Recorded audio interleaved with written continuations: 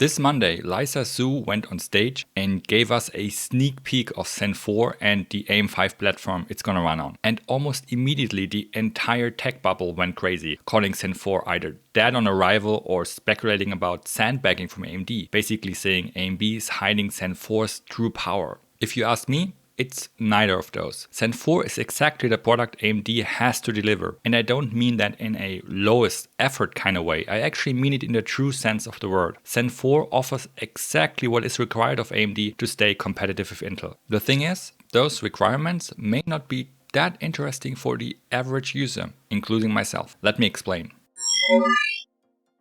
Right now, it seems like AMD and Intel are fighting head to head, and with Zen 3, AMD even got the upper hand for quite a while. But it's easy to forget that just about 5 years ago, AMD was at the brink of bankruptcy and Intel had been dominating the entire x86 space in a decade before. Even today, Intel is a much larger company that still owns over 70% of the CPU market. Mercury Research puts the AMD market share for the first quarter of 2022 at about 18% for the desktop, 22% for notebooks, and 11% for servers. AMD's EPYC server CPUs have been outperforming Intel for a few years now. Still, they only managed to just get into the double digits. If you look at the DIY market, especially for gaming, it seems like it has been all rising since at least 2019. But the reality is, Intel still dominates the slower moving markets like servers and large OEMs. During its uninterrupted reign, Intel has put some basic product and platform requirements into place, which have become a standard in the entire industry. For example, Intel CPUs have offered iGPUs for a very long time now, and I'm not talking about dedicated APUs, where the GPU takes a similar focus as the CPU. Even pure CPU-focused products from Intel offer integrated graphics, and for a lot of system integrators and large OEMs, it's basically a requirement.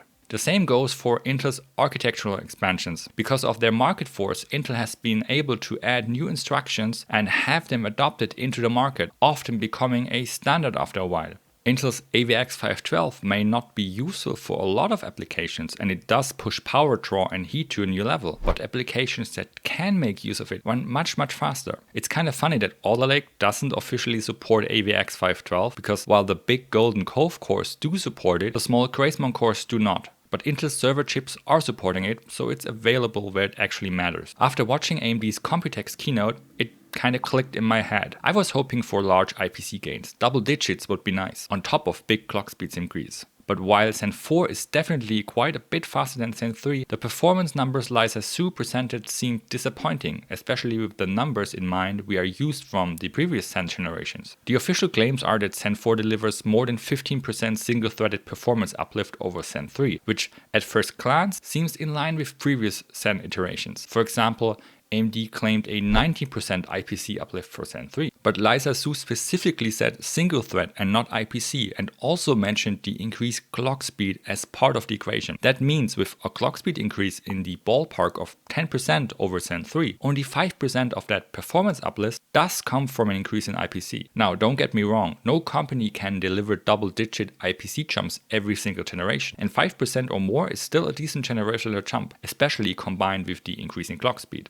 In the end, performance is performance, whether it comes from clock speed or IPC. Still, to be honest, I was hoping for more. But does that mean Zen 4 is dead on arrival because we are not getting another 15 to 20% IPC uplift on top of faster clocks? Or must AMD be sandbagging the true performance of Zen 4? As I said in the very beginning of this video, I'm very confident it's neither of those two. With Zen 4, AMD has focused on the areas of Zen architecture, features and platform where Intel was still ahead in the eyes of large system integrators and OEMs. We already talked about how Intel turned their features into some sort of requirements for many market segments, specifically integrated graphics and AVX extensions. One of the biggest changes in Zen 4 is the inclusion of a small RDNA 2 based iGPU into the I/O die. Starting with Zen 4, every Ryzen CPU will offer some sort of integrated graphics, even if it's not a dedicated APU. Just like Intel, this means that you can use every future AMD CPU to build a system without needing to add a dedicated GPU. If you're a gamer like me, that's of no interest to you. Yes, if your GPU dies, it can be a lifesaver, but so far I never needed it. It's quite a large step to design and integrate an iGPU into Zen Zen 4, but it's a step that AMD had to make in order to be able to gain more market share with system integrators and OEMs. Next, let's take a look at AVX 512. So far, it hasn't officially been confirmed, but early support code clearly shows it's there. AMD's chiplet approach has the caveat that one single chiplet design will be used for all of their desktop and server CPUs alike. AMD clearly thinks that they do need to offer AVX 512 support to continue being competitive in the server space.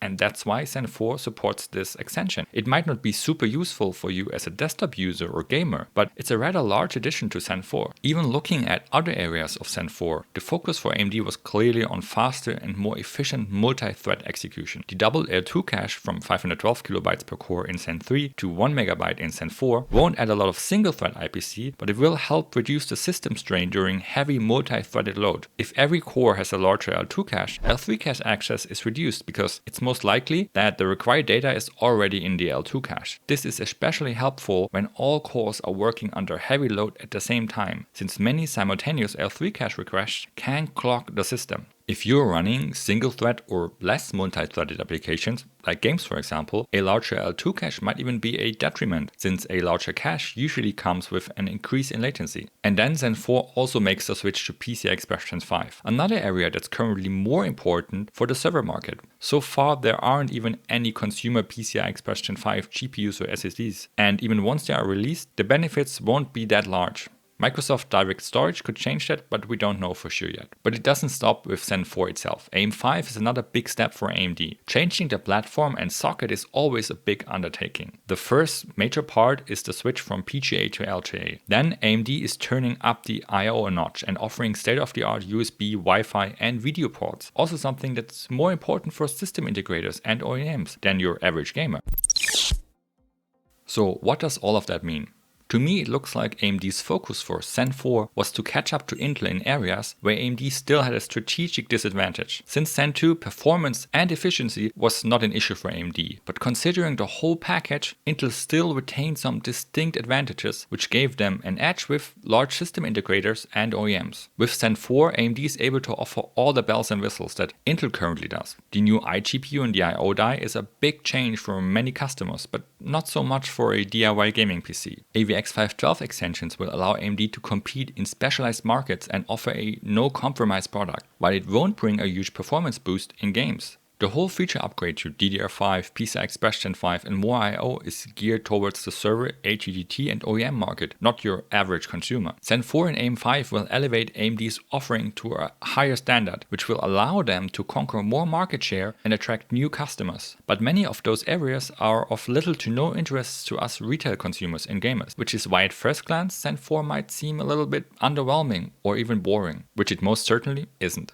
I'm also pretty confident now that Dragon Range is not a dedicated APU as the likes of Phoenix, but just a repurposed 16-core Zen 4 for the mobile space, properly chiplet based and with the same small RDNA 2 iGPU. Phoenix should be a monolithic product with a much larger RDNA 3 based graphics. So what do you think about Zen 4? Is a 15% single thread uplift, including IPC and clock speed, too little for you? Did you expect more, or did you think AMD is actually hiding the true power of Zen 4? Leave a comment down below. I'm always looking forward to your input. As always, if you enjoyed this video, please give it a thumbs up, subscribe for more content, and see you in the next video.